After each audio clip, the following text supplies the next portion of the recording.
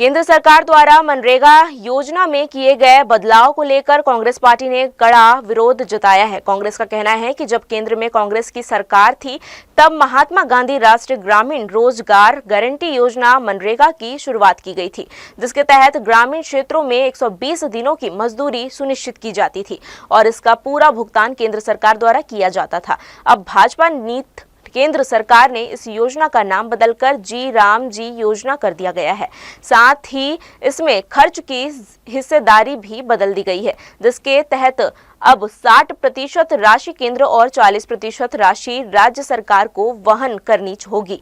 कांग्रेस का आरोप है कि यह बदलाव राज्यों पर आर्थिक बोझ डालने के साथ साथ ग्रामीण मजदूरों के हितों के खिलाफ है। कांग्रेस नेताओं का कहना है कि पहले से महापुरुषों के नाम पर चल रही योजनाओं का नाम बदलने की कोई आवश्यकता नहीं थी। साथ ही उन्हें आशंका है कि इस बदलाव के बाद 120 दिनों की मजदूरी की गारंटी भी धीरे धीरे समाप्त की जा सकती है।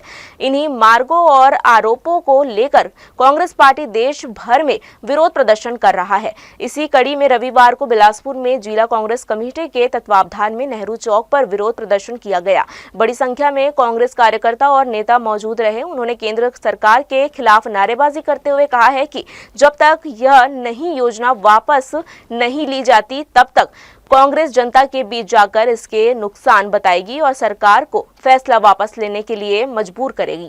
महात्मा गांधी रोजगार गारंटी योजना, जिसमें मजदूर काम मांगता था पंचायत में और उसे 15 दिन के अंदर काम मिलता था, 100 दिन की गारंटी थी काम की और पूरा फंड जो है 90% फंड जो है केंद्र सरकार देती थी।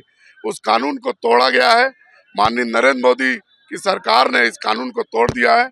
अब फंड का क्राइटेरिया 40% स्टेट गवर्नमेंट के ऊपर है और 60% केंद्र के ऊपर है।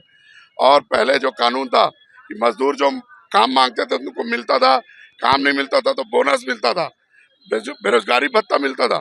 इन सब काम को गारंटी को नरेंद्र मोदी ने तोड़ दिया है। कांग्रेस इसका पूरा विरोध करती है। देखिए, सड़क से सदन तक हम फिर से लड़ाई लड़ेंगे। कांग्रेस पार्टी इस विषय पे लड़ती रहेगी। और सबसे महत्वपूर्ण, देखिए, किसी भी लोकतंत्र में दो हिस्से होते हैं। एक हिस्सा सत्ता हो सकती है, दूसरा हिस्सा होता है विपक्ष, मीडिया और जनता।